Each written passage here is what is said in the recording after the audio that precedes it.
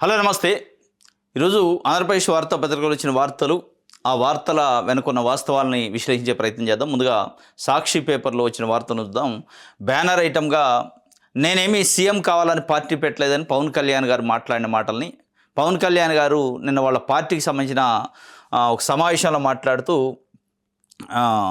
చెప్పిన మాటలు ఈ మంగళగిరిలో పార్టీ కార్యకర్తల నాయకుల సమావేశంలో మాట్లాడారు. ఆ మాట్లాడే సందర్భంలో వారు మాట్లాడిన కొన్ని మాటలు ఆసక్తికరంగా ఉన్నాయి. అంటే జనసేన పార్టీ కార్యకర్తలకు ఇంకా కొంత కన్ఫ్యూజన్ క్రియేట్ చేసే విధంగా ఉన్నాయి. అంటే వాళ్ళు అసలు పవన్ కళ్యాణ్ గారు ఏమైనా ఫీల్ అవుతున్నారా అనే విధంగా ఉంది. సంజాయిషి ఇచ్చే ప్రయత్నం, వివరణ ఇచ్చే ప్రయత్నం చేసినట్టుంది కార్యకర్తలకి, నాయకులకి. నేనేం సీఎం కావాలని పార్టీ పెట్టలేదు అని ఎందుకు అన్నారంటే, తమిళనాడులో టీవీకే పార్టీ పెట్టి విజయ్ సంచలనమైన విజయం సాధించారు. తమిళనాడు ముఖ్యమంత్రిగా ప్రమాణ స్వీకారం చేశారు. ఆయన ఒక సినీ నటుగా వచ్చారు, పవన్ కళ్యాణ్ టైపే. కాబట్టి పవన్ కళ్యాణ్ కూడా అట్లా చేస్తే బాగుండు అని చెప్పి పెద్ద ఎత్తున ఇప్పుడు కార్యకర్తల్లో, న్యూట్రల్ పబ్లిక్లో, ప్రెస్లో, మీడియాలో మొత్తం చర్చ. దానికి సంబంధించి ఆయన ఎవరో ఊళ్ళో వాళ్ళ పెళ్ళికి ఈ హడావుడి ఏంటి, ఎక్కడో గెలిచారని నన్ను ఎందుకు ఇబ్బంది పెడతారు, విజయ్ తమిళనాడులో గెలవటం నాకు ఇబ్బందులు వచ్చినాయని ఒక రకంగా ఫీల్ అవుతున్నారు. ఇంకోటి, నన్ను కుల నాయకుడిగా చూడొద్దు, ప్రజల నాయకుడిని అని చెప్పే ప్రయత్నం, ఆ విషయంలో కూడా ఫీల్ అయినట్టు. తెలుగుదేశం పార్టీకి మద్దతు ఇచ్చే విషయంలో ఏదైతే విమర్శలు వస్తున్నాయో పార్టీ కార్యకర్తల నుంచి, నాయకుల నుంచి, కింది స్థాయిలో పెద్ద ఎత్తున మనం పార్టీ పెట్టింది ఎందుకు, మనం అధికారంలోకి రావడానికి తప్ప ఎప్పుడు 15 సంవత్సరాల పాటు కూటమి ఉంటుంది, 15 సంవత్సరాల పాటు చంద్రబాబు నాయుడు గారు కోసం పనిచేయాలి, నేను ముఖ్యమంత్రి గాను అని ఎందుకు చెప్తున్నారు అని చెప్పి పార్టీ కార్యకర్తలు ఒక చర్చ ఉంది. వీటన్నిటిపైన పవన్ కళ్యాణ్ గారు ఫీల్ అవుతున్నట్టుంది. నేను చంద్రబాబు నాయుడు గారికి అన్కండిషనల్గా మద్దతు ఇస్తానా, మీరు ఇవ్వాలి అని ఫీల్ అవుతున్నారా? మీరెందుకు మళ్ళీ దానిపైన సెకండ్ థాట్ మాట్లాడుతున్నారు?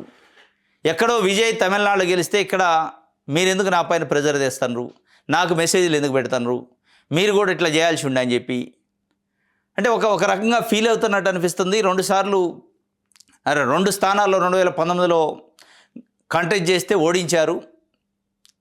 అక్కడ పరిస్థితులు వేరు, తమిళనాడు ఇక్కడ పరిస్థితులు వేరు, విజయ్ది వేరు, నాది వేరు అని చెప్పి అల్టిమేట్గా చివరికి ఆయన చెబుతుంది ఏంటంటే, మళ్ళీ తెలుగుదేశం పార్టీతోనే పొత్తుంటుంది, తెలుగుదేశం పార్టీతోనే మనం కలిసిపోవాలి, చిన్న ఇబ్బందులున్నా సరి చేసుకోవాలి అని చెప్పే ప్రయత్నం చేసినట్టుంది.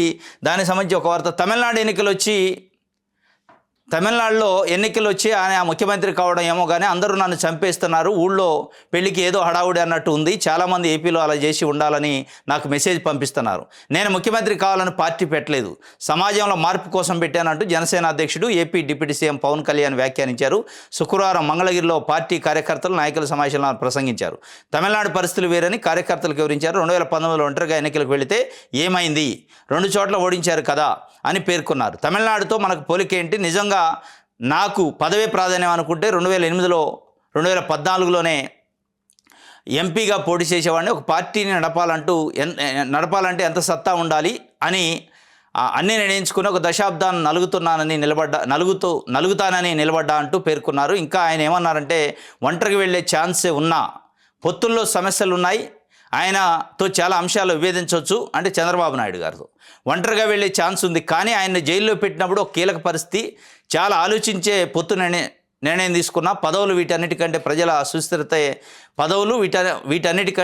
ప్రజల సుస్థిరతే ముఖ్యం అనుకున్న, పొత్తుల్లో మీకు ఉన్న ఇబ్బందులను నేను అర్థం చేసుకోగలను, వాటిని పార్టీ సరిదిద్దుతుంది, మీ ఆత్మగౌరవాన్ని తాకట్టు పెట్టే పని చేయను, మీ గౌరవానికి ఇబ్బంది లేకుండా చూసే బాధ్యత నాది, ఇబ్బందులున్నా మనమంతా బలమైన కూటమి వెంట వెళ్ళాల్సిందే, ఇది ఇబ్బందులున్నా మనమంతా బలమైన కూటమి వైపు వెళ్ళాల్సిందే, అంటే చంద్రబాబు నాయుడు గారితో పొత్తు ఉండాల్సిందే అని చెప్పి ప్రయత్నం చేస్తున్నారు.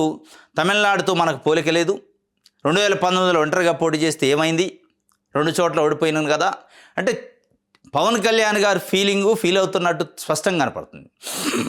ఒకవేళ రేపు తెలుగుదేశం పార్టీతో విభేదించి బయటికి రావాల్సి వస్తే ఏం చెప్తారు, మనకు ఆ స్థాయి లేదు, మనకు ఆ శక్తి లేదు, 2019లో ఓడిపోయినాం, 2019లో మన పెర్ఫార్మెన్స్ చూపించడం, తెలుగుదేశం పార్టీ వలన అంతో ఇంత నేను డిప్యూటీ సీఎం అయినా, తెలుగుదేశం పార్టీ వలన నాకు 21 స్థానాలు వచ్చినాయి, తెలుగుదేశం పార్టీ లేకపోతే నేను లేను, జనసేన లేదని చెప్తున్నారా? భవిష్యత్తులో విభేదిస్తే వాళ్ళు అదే చెప్తారు కదా.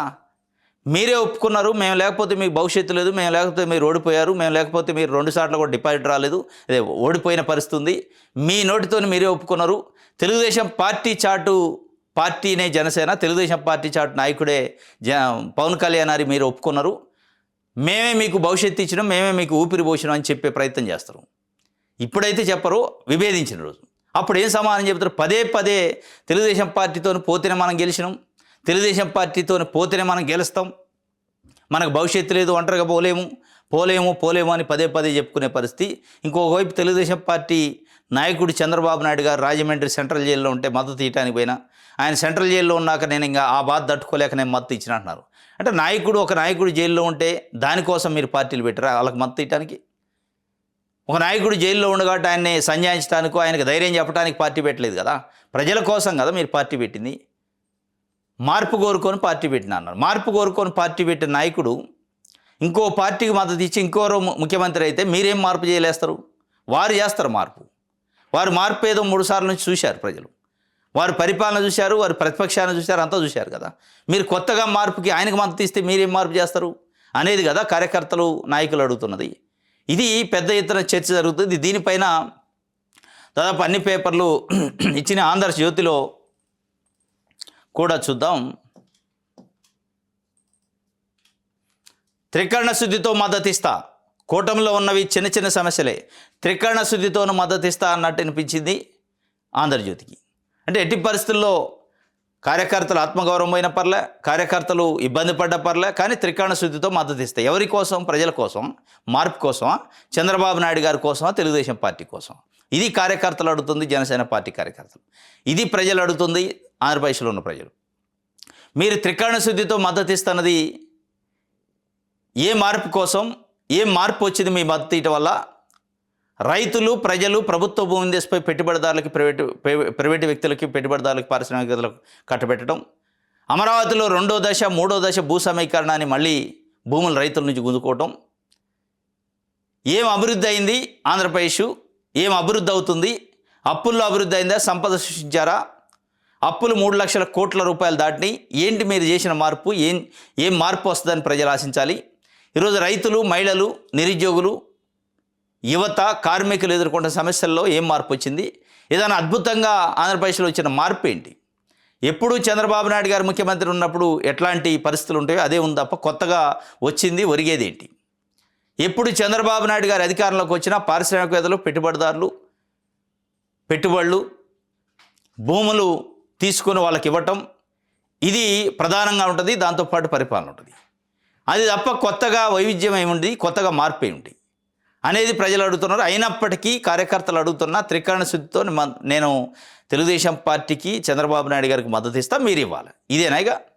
ఇదే మార్పా? ఇది ప్రశ్నించడానికి, ఇది ఎందుకు అన్నందుకు ఫీల్ అవుతున్నట్టుంది పవన్ కళ్యాణ్ గారు. విజయ్ తమిళనాడు టీవీకే పార్టీ అధ్యక్షుడు, తమిళనాడు ముఖ్యమంత్రి విజయ్తో పోల్చడంతో ఫీల్ అవుతున్నట్టుంది. ఒక కులానికి నాయకుడిగా నన్ను చేస్తాను అని ఫీల్ అవుతున్నట్టుంది. అల్టిమేట్గా ఏది ఫీల్ అయినా వివరణ ఇచ్చే ప్రయత్నం చేశారు తప్ప ఆలోచన చేస్తాం, మనం కూడా ఒక ఇండిపెండెంట్ రాజకీయ శక్తికి ఎదుగుతాం, విజయే కాదు మనం కూడా భవిష్యత్తులో చేయబోతున్నాం, మనం ఒక స్వయం కృషితోని స్వయంగా మనమే ముఖ్యమంత్రి కాబోతున్నాం, మనమే పరిపాలనని పగ్గాలు నడిపించబోతున్నాం, పగ్గాలు తీసుకొని మార్పు తీసుకురాబోతున్నాం అని చెప్పే ప్రయత్నం చేయట్లే. త్రికరణ శుద్ధితో మద్దతు ఇస్తా అని చెప్పినట్టే చెప్తున్నారు. ఇది ఒక వార్త. ఇంకోటి, ఏపీ అంటే అడ్వాన్స్డ్ ప్రదేశ్ అట, దేశానికి రోల్ మోడల్, రక్షణ కవచము రాజ్నాథ్ సింగ్ చెప్తుండే. ఏపీ సీఎం చంద్రబాబుతో కలిసి పుట్టపర్తిలో ఏఎంసీఏ ప్రాజెక్టుకు భూమి పూజ చేశారన్న. ఏఎంసీఏ ప్రాజెక్ట్కి సంబంధించి భూమి పూజ చేసే సందర్భంలో రక్షణ మంత్రి రాజ్నాథ్ సింగ్, చంద్రబాబు నాయుడు గారు, మిగతా మంత్రులు, అధికారులు ఉన్నారు. ఏపీ అంటే అడ్వాన్స్ ప్రదేశ్ అయిందట. ఏపీ అంటే క్వాంటమ్ ప్రదేశం, ఏపీ అంటే ఏఈ, ఇట్లా రకరకాలుగా కొటేషన్ చెప్తా ఉన్నారు. చంద్రబాబు నాయుడు గారు, లోకేష్ గారు పదే పదే ఏదో ఒక ప్రోగ్రాం జరిగితే ఏపీ అంటే గూగుల్ అంటారు, ఏపీ అంటే ఆదాని అంటారు, ఏపీ అంటే ఏఈ అంటారు. ఇప్పుడు ఏపీ అంటే అడ్వాన్స్డ్ ప్రదేశ్ అయింది. కానీ ప్రజలు ఏమనుకుంటున్నారు? ఏపీ అంటే అప్పుల ప్రదేశం అనుకుంటున్నారు. విశ్లేషకులు ఏమనుకుంటున్నారు? మేధావులు ఏమనుకుంటున్నారు? ఏపీ అంటే అడ్వాన్స్డ్ ప్రదేశ్ అని మీ కంటితోనే అట్లా కనిపిస్తుంది కానీ, మీ చూపులో అట్లా కనిపిస్తుంది కానీ, ప్రజలు చూసే కోణంలో అప్పుల ప్రదేశ్గా కనిపిస్తుందనే ఒక చర్చ అయితే నడుస్తుంది. దాదాపు 19 నెలల పరిపాలనలో 3 లక్షల కోట్లు దాటిన అప్పులు ఈరోజు. నేను సంపదని సృష్టించి పంచుతా ప్రజలకని చంద్రబాబు నాయుడు గారు చెప్పిండు. సంపదను పంచుడు పక్కగా పెడితే ప్రజల భూముల్ని, ప్రభుత్వ భూముల్ని పంచుతున్నారు పారిశ్రామికవేత్తలకి. సంపద ఎక్కడ సృష్టించబడిందో తెలవాలిగా. అప్పులను పంచుతున్నారు ప్రజలకి, ప్రజల ఆస్తులను తీసిపోయి, భూములు తీసిపోయి పారిశ్రామికవేత్తలు పంచుతున్నారు. ఇది అడ్వాన్స్డ్ ప్రదేశ్ ఎట్లయితే దేంట్లో అడ్వాన్సు? అప్పులలోనా, భూములు పంచుల్లోనా, పారిశ్రామికవేత్తలకు ఇచ్చుల్లోనా? దేంట్లో అడ్వాన్స్డో మెజారిటీ ప్రజలకు అర్థం కావట్లేదు. మీ చుట్టూ ఉన్న వాళ్ళకో, మీకు సంబంధించిన వ్యక్తులకు అర్థమవుతుంది కానీ, ఈ అడ్వాన్స్డో, ఏఐయో, క్వాంటమ్ ప్రదేశో, ఇంకోటో చెప్తున్నారు కదా, ఇవి ప్రజలకు అర్థం కాదు. ఏంటంటే మా భూములు తీసుకొని అమరావతి అంటాడు, 2వ దశ 3వ దశ అని. మా భూములు తీసుకొని గూగుల్ డేటా సెంటరు, మా భూములు తీసుకొని ఆర్సెల్ఆర్ మిట్టల్ కంపెనీ అంటుండు. ఇదేం అడ్వాన్సు? ఇదేం సంపద సృష్టి? ఎవరి కోసం ఈ సంపద సృష్టి? ఎవరి సంపదని మీరు పెంచుతున్నారు, సృష్టిస్తున్నారు అని చెప్పి ఒక చర్చ నడుతుంది. కానీ మేము అడ్వాన్స్డ్ ఆంధ్రప్రదేశ్ అని చంద్రబాబు నాయుడు గారు చెప్పే ప్రయత్నం చేశారు. ఇంకోటి ఆన్లైన్లో మహానాడు అంటే యుద్ధ పరిస్థితుల్లో పొదుపు మంత్రం, 5 కోట్ల వరకు ఇంధనం ఆదా అవుతట. ఈ నెల 27-28న ప్రతి సంవత్సరం మహానాడు ఉంటుంది తెలుగుదేశం పార్టీకి సంబంధించి. అది ఒక్కొక్క సందర్భంలో ఒక్కొక్క స్థాయిలో చేస్తున్నారు. కాస్త ఎక్కువ ప్రచారంతో కొన్ని టైమ్స్ చేస్తారు, ఒక్కొక్కసారి చాలా లో ప్రొఫైల్తో చేస్తూ ఉంటారు. కోవిడ్ టైంలో 2 సార్లు ఆన్లైన్లో జరిగింది, ఇప్పుడు కూడా ఆన్లైన్లో పెట్టాలని. ఎందుకంటే నరేంద్ర మోడీ గారు ఒక పిలుపు ఇచ్చారు, ఇంధనాన్ని పొదుపు చేయాలని. ఆ పిలుపుని అందుకొని చంద్రబాబు నాయుడు గారు, తెలుగుదేశం పార్టీ ఆన్లైన్లో మహానాడు నిర్వహించాలని చూస్తాను. దాని సందర్భంగా ఒక వార్తనిచ్చారు. ఆంధ్రప్రదేశ్ మంత్రి, నీటిపారుదల శాఖ మంత్రి నిమ్మల రామానాయుడు సైకిల్ పైన ఆయన క్యాంపు కార్యాలయానికి వస్తాడు విజయవాడ నుంచి. ఆయన సైకిల్ పైనే ఆఫీస్కి కూడా వెళ్ళే పరిస్థితి. ఇది ఒక నిమ్మల రామానాయుడికి పరిమితమా? మొత్తం మంత్రులు, ముఖ్యమంత్రి గారికి, డిప్యూటీ సీఎం కూడా వస్తుందా? ఇది ఆన్లైన్లో మహానాడు వరకే ఆన్లైనా? మిగతా పబ్లిక్ మీటింగులు చంద్రబాబు నాయుడు గారు కానీ, తెలుగుదేశం పార్టీ కానీ, ప్రభుత్వ పరం కానీ రోజువారీగా జరిగే కార్యక్రమాల్లో, రోజువారీగా జరిగే సమావేశాలకు కూడా ఇటువంటి పబ్లిక్ ట్రాన్స్పోర్ట్ని వాడుకుంటారా? స్పెషల్గా ఒక 20 కార్లతో కాన్వాయ్ లేకుండా చంద్రబాబు నాయుడు గారు కానీ, లోకేష్ గారు కానీ, పవన్ కళ్యాణ్ గారు కానీ, క్యాబినెట్ మంత్రులు కానీ, అధికారులు కానీ ఇదే విధంగా వెళ్తారా? కేవలం మహానాడు ఒక్కదానికే పరిమితమా అనేది ప్రజల్లో చర్చ. ఇది ఒక మహానాడుకి ఆన్లైన్ పరిమితం కాకుండా, ఒకవేళ ఆన్లైన్ కంటే కూడా ఇదే మహానాడిని వర్చువల్గా, అంటే ఇదేదే జూమ్ కాకుండా, ఆన్లైన్ కాకుండా పెట్టేసి ఈ నిమ్మల రామానాయుడు గారు ఎట్లా వస్తుండో, అంటే ఫిజికల్గానే మహానాడు పెట్టి నిమ్మల రామానాయుడు గారు సైకిల్ పైన ఎట్లా వచ్చిండో, తెలుగుదేశం పార్టీ నాయకులు, కార్యకర్తలు కూడా, రాష్ట్ర వ్యాప్తంగా ఉన్న అందరు నాయకులు కూడా ఇట్లాంటి సైకిల్ మీద వస్తే ఇంకా చాలా అద్భుతంగా ఉంటుంది. అది పొదుపు అంటే. ఆన్లైన్లో పెట్టేసి ఇక ఒకటి అయిపోయింది, ఇక మేము పొదుపు చేసినటువంటి 5 కోట్ల రూపాయల ఇంధనంతో పొదుపు కాదు, మొత్తం అడ్మినిస్ట్రేషన్, మొత్తం పార్టీ పబ్లిక్ ట్రాన్స్పోర్టుతో ప్రయాణం చేస్తున్నాం, లేదంటే ఇట్లాంటి సైకిల్, ఇట్లాంటి ఎలక్ట్రిక్ వెహికల్స్ యూజ్ చేసుకుంటూ నడిస్తే అది ఉపయోగం ఉంటుంది. నిమ్మల రామానాయుడు గారు వచ్చిండు, మిగతా మంత్రులు, ఎమ్మెల్యేలు, ఎంపీలు, ఎమ్మెల్సీలు ఎందుకు రాలేరు? రావచ్చు కదా. పబ్లిక్ ట్రాన్స్పోర్ట్ ఉంది, ఒకళ్ళు సైకిల్ దొక్కలేకపోవచ్చు అందరూ. బస్సులు ఉన్నాయి, ట్రైన్లు ఉన్నాయి, రకరకాల ఫెసిలిటీ ఉంది. అటువంటి పద్ధతి ఫాలో అయితే ఇంకా బాగుంటుంది. ఆన్లైన్లో కంటే కూడా మహానాడినే ఫిజికల్గానే పెట్టి, మొత్తం ఎక్కడ ఒక కారు కనపడొద్దు, వెహికల్స్ కనపడొద్దు, మొత్తం పబ్లిక్ ట్రాన్స్పోర్ట్ పైన డిపెండ్ అయ్యి వస్తే కూడా పొదుపు అయింది. ఇది ఒక మహానాడికి పరిమితం కాకుండా రోజువారీగా జరిగే అన్ని కార్యక్రమాలకి ఉంటే బాగుంటుంది అనేది ప్రజలు మాట్లాడుకుంటున్న పరిస్థితి. రైట్, ఇది ఆంధ్రజ్యోతికి సంబంధించి. ఆంధ్రప్రభలో రైట్ ఆన్లైన్లో మహానాడు అని చెప్పి ఇక్కడ కూడా ఇచ్చారు. జనసైన్యమైన బలం, జాతీయ పోరాట స్ఫూర్తితో జనసేన, తమిళనాడు వేరు, ఆంధ్ర వేరు, విజయ్తో నన్ను పోల్చొద్దు, ఒక కులానికి నన్ను పరిమితం చేయొద్దు, 20 లక్షల సభ్యతాలతో జనసేన విస్తరణ, జనసేన అధినేత డిప్యూటీ సీఎం పవన్ కళ్యాణ్ చెప్పిండు. జనసైన్యమే నా బలం. జనసైన్యం బాగానే ఉంది, బలం ఉంది, వాళ్ళు కూడా మీకు మంచి బలం ఇస్తున్నారు, వాళ్ళు కూడా మీకు మద్దతు ఇస్తున్నారు. కానీ మీరే ఆ జనసైన్యమే బలం అంటూనే ఆ జనసైన్యాన్ని, ఆలోచనని వాళ్ళ ఆత్మగౌరవాన్ని పట్టించుకోకుండా ఇంకో పార్టీకి మద్దతు ఇచ్చే కార్యక్రమం, వాళ్ళ పార్టీని బలోపేతం చేసే కార్యక్రమం, వాళ్ళకి కంప్లీట్గా మనం మద్దతు ఇవ్వాల్సిందే అని బలవంతంగా రుద్దుతున్నట్టు అనిపిస్తుంది. ఈరోజు తమిళనాడుతో లేదా తమిళనాడులో గెలిచిన విజయ్తో నన్ను పోల్చొద్దు అన్నారు. పోల్చుకుంటారు ప్రజలు, కార్యకర్తలు పోల్చుకుంటారు. ఆయన ఒక సినీ నటుడు, గెలిచిండు, మనం ఎందుకు గెలవకూడదని కోరుకుంటారు. సరే, తమిళనాడు గెలిచిండని ఇక్కడ గెలవాలని లేదు, గెలిపోవటంలో సహజం. గెలుస్తాం వాడతాం పక్కన పెడితే మీరు ఒక మార్పు కోసం రాజకీయ పార్టీ పెట్టారు కాబట్టి ఆ మార్పు మీ ఇండిపెండెంట్గా చూపించాలి, స్వయంగా చూపించాలి. ఇంకో పార్టీకి మద్దతు ఇచ్చి ఇదిగో మార్పు అంటే అది మార్పు ఎట్లయితే అని జనసేన పార్టీ కార్యకర్తలు అడుగుతున్నారు. దాంట్లో మార్పు ఏముండదు. వాళ్ళ పాలసీ, వాళ్ళ పార్టీ, వాళ్ళ సిద్ధాంతం వాళ్ళది వేరే ఉంటుంది. వాళ్ళ పరిపాలన ఆల్రెడీ పరిపాలించిన పార్టీలు అవి, ప్రతిపక్షంలో ఉన్న పార్టీలు అవి. మీరు కొత్తగా పార్టీ పెట్టారు, మీ మార్పు ఏదో మీ చేతులతోనే మీ చేతులతో చూపించాలి తప్ప అనేది జనసేన పార్టీ కార్యకర్తలు కోరుకుంటున్నారు. జనసైన్యమైన బలము అంటున్నారు. ఆ బలమైన జనసేన పార్టీ కార్యకర్తలకి మీరు వాళ్ళ ఆలోచన తీసుకోవాలనేది. కేవలం చంద్రబాబు నాయుడు గారి కోణంలోనే, చంద్రబాబు నాయుడు గారి ఇబ్బందులు కాబట్టి ఆయనకు మద్దతు ఇచ్చిన అంటే వాళ్ళ ఇబ్బందుల కోసం మీరు పార్టీ పెట్టలే, ఆయన మార్పు కోసం పార్టీ పెట్టలే, ప్రజల మార్పు కోసం, రాష్ట్ర మార్పు కోసం, రాష్ట్రంలో అభివృద్ధి కోసం పెట్టారు అనేది వాళ్ళు కోరుకుంటుంది జనసేన పార్టీ కార్యకర్తలు. రైట్, దట్ ఈజ్ నిమ్మలాట. నిమ్మల రామానాయుడు గారు సంబంధించి సైకిల్ దొక్కుతున్న ఫోటోని వేశారు. వాస్తవం గ్రేట్. ఎందుకంటే ఒక క్యాబినెట్ మంత్రిగా ఉండి హంగు, ఆర్భాటం, కాన్వాయ్, గన్మెన్లు, హడావుడి ఉంటుంది. ఆయన చాలా సింపుల్ సిటీగా సైకిల్ పైన వస్తున్నారు. మిగతా వాళ్ళు ఆయన ఆదర్శంగా తీసుకుంటే బాగుంటుంది. చంద్రబాబు నాయుడు గారి కానీ మొదలు పెడితే కింద ఉన్న కార్యకర్తల వరకు. రైట్, ప్రజాశక్తి చూద్దాం.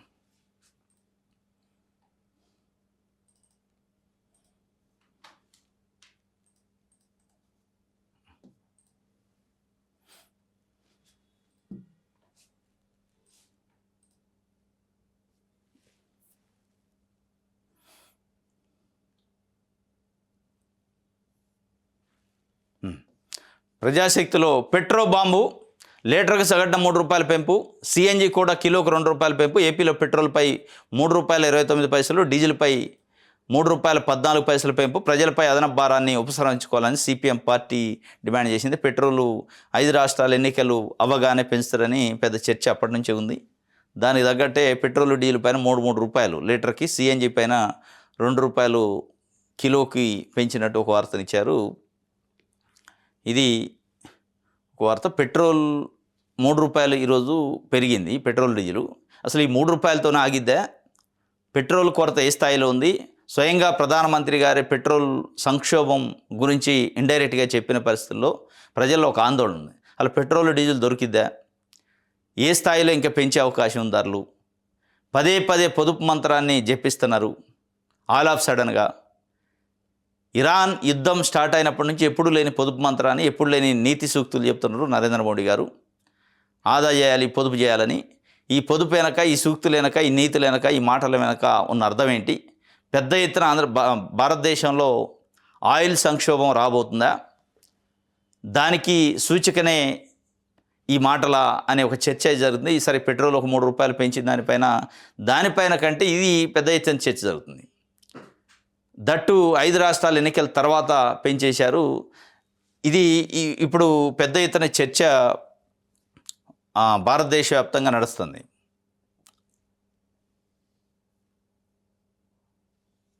రైట్, పెట్టుబడుల ఎర్రతో అమెరికాలో ఆదాని లంచం కేసు రద్దయిందట. $10 బిలియన్ పెట్టుబడికి ఆదాని అంగీకారం. న్యాయవాదుల బృందానికి నేతృత్వం వహించిన ట్రంప్ వ్యక్తిగత లాయరు అట. పెట్టుబడుల ఎర్రతో అమెరికాలో ఆదాని లంచం ఎర్ర చూపిండని కేసు అయిందని, ఎఫ్ఐఆర్ అయిందని, జైలుకు పోతారని. దట్టు దానికి సంబంధించిన ఏపీ మాజీ ముఖ్యమంత్రి జగన్మోహన్ రెడ్డి గారు కూడా ఆ కేసులో ఉండని, ఆయన కూడా అమెరికా నుంచి పోలీసులు వచ్చి అరెస్ట్ చేస్తారని, ఇక అయిపోయింది జగన్మోహన్ రెడ్డి అమెరికా జైల్లో పెడతారని, ఆదానీని జైల్లో పెడతారని పెద్ద ఎత్తున మన ఆంధ్రప్రదేశ్లో ఉన్న తెలుగుదేశం పార్టీ పత్రికలు పేజీలకు పేజీలు వార్త రాసింది. సెకీ ఒప్పందంలో ₹1750 కోట్ల తీసుకొని సంతకాలు పెట్టిండు. ఇది కూడా అక్కడ అమెరికాలో ఇటువంటిదే ఆదాని చేసిండు. ఆ కేసుకు సంబంధించిన మూలాలు ఇక్కడ ఉంటాయి, ఇక్కడ కూడా అరెస్ట్ చేస్తుంది, ఈడీ వస్తుంది, సిబిఐ వస్తుంది, అమెరికా పోలీసులు వస్తారు, ఇట్లా రకరకాలుగా చెప్పారు. అంటే ప్రజలు వింటున్నారు కాబట్టి, ప్రజలు చదువుతున్నారు కాబట్టి ఏదంటే అది చెప్తే నమ్ముతారు. మనకున్న అంటే జగన్మోహన్ రెడ్డి పైన, వైసీపీ పైన, ఇంకొక వ్యక్తులపైన, పార్టీలపైన ఉన్న కోపాన్ని డైరెక్ట్గా జర్నలిజం పేరుతోని, పేపరు టీవీ ఛానళ్ళ పేరుతోని ఊకదంపుడుగా రాసి చెప్తే ఇంటర్ అనుకున్నారు. అదే రాసిన పత్రికలు, టీవీ ఛానళ్ళు ఈరోజు సెకి అనే మాటని మాట్లాడలేని పరిస్థితి, ఆదాని అనే మాటని మాట్లాడలేని పరిస్థితి. అంటే మీరు రాసిన రాతలు, మీరు చెప్పిన మాటలకి ఎంత విలువ ఉంది, ఎంత నిజాయితీ, ఎంత నైతికతతో కూడిన రాతలు అనేది ఇప్పటికే అర్థమైంది. ఇప్పుడు అమెరికాలో ఉన్న కేసులు కూడా కొట్టేశారట. పెట్టుబడుల ఎరతోనే అదాని ఆ కేసులు మొత్తాన్ని క్లోజ్ చేయించుకుంటాట. స్వయంగా ఆ దేశ అమెరికా అధ్యక్షుడు డొనాల్డ్ ట్రంప్కి సంబంధించిన వ్యక్తిగత లాయరు దీంట్లో ఇన్వాల్వ్ అయ్యి, మీ పైన అన్ని కేసులు ఎత్తేస్తాం, మాకు పెట్టుబడులు పెట్టండి. డొనాల్డ్ ట్రంప్ లాంటి వాడినే ఇన్ఫ్లుయెన్స్ చేసి పెట్టుబడుల ఎర కేసుని రద్దు చేసుకుంటే ఇక మన దగ్గర ఉన్న మోడీ, అమిత్ షానో, చంద్రబాబు నాయుడు గారి పరిస్థితి ఏంది? ఇదే చంద్రబాబు నాయుడు గారు ప్రతిపక్షంలో ఉన్నప్పుడు పెద్ద ఎత్తున మాట్లాడారు, అధికారంలోకి వచ్చిన తర్వాత కూడా మాట్లాడారు. 1750 కోట్ల రూపాయలు తీసుకొని సెకి ఒప్పందం కోసం సంతకం పెట్టండి జగన్మోహన్ రెడ్డి అని. అంత క్లియర్గా ఉన్నప్పుడు కేసు ఏది, ఆ సెకి ఎడిపోయింది, ఆ ఒప్పందం ఎడిపోయింది, దాంట్లో ఆదాని పరిస్థితి ఏంది? మళ్ళీ అదే లంచం మేర చూపి సంతకాలు పెట్టుకున్న 1750 కోట్ల రూపాయలు ఇచ్చి సంతకాలు పెట్టుకొని ఉంటే అదే ఆదానితో మీ ఒప్పందాలు ఏంటి, మీ వ్యాపారాలు ఏంటి, మీ పెట్టుబడులు ఏంటి, మీ మీటింగ్లు ఏంటి అని ప్రజలు అడుగుతారని ఇక సెకి గురించి రాయట్లే వార్తలు. ఆ రోజు అడావుడిగా ఆంధ్రజ్యోతి, ఈనాడు లాంటి పేపర్లు పెద్ద ఎత్తున టావులకు టావులు వార్తలు రాశారు, పేజీలకు పేజీలు. అల్టిమేట్గా చివరికి ఏమైందంటే అడ్డకత్తెరలో పోక చెక్క లెక్క అయిపోయింది ఆ పేపర్ల పరిస్థితి, చంద్రబాబు నాయుడు గారి పరిస్థితి. ఓపెన్ స్టేట్మెంట్లు ఇచ్చారు, మరి అక్కడ నుంచి ఢిల్లీ నుంచా లేదా ఆదాని నుంచా ఏం సెంటరింగ్ పడదో ఇక దాని గురించి మాట్లాడలే. ఇప్పుడు అక్కడ అమెరికాలో కూడా కేసు క్లోజ్ అయిపోయింది. అంటే ఆదాని ఏ స్థాయిలో ఇండియాలో ఉన్న పొలిటీషియన్స్ని, ఇండియాలో ఉన్న రాజకీయ పార్టీని, ప్రభుత్వాలను ఇన్ఫ్లుయెన్స్ చేస్తుండో ఇప్పుడు అర్థమవుతుంది. ఎందుకంటే అమెరికాలో ఉన్న అమెరికా అధ్యక్షుని కూడా ఇన్ఫ్లుయెన్స్ చేసే పరిస్థితి వచ్చిందంటే మన దేశంలో ఉన్న నాయకులు, పార్టీలు, రాజకీయ నాయకులు ఏ స్థాయిలో ఆదానికి ఇన్ఫ్లుయెన్స్ అవుతున్నారు, ఏ స్థాయిలో ఆదాని ఆదేశాలు ఇక్కడ పాటించబడతాయి అనేది స్పష్టంగా అర్థమైంది.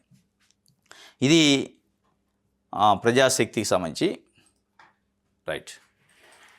ఇది ఈరోజు న్యూస్ అనాలిసిస్. రేపు తాజా వార్తలతో తిరిగి కలుసుకుందాం. Thank you.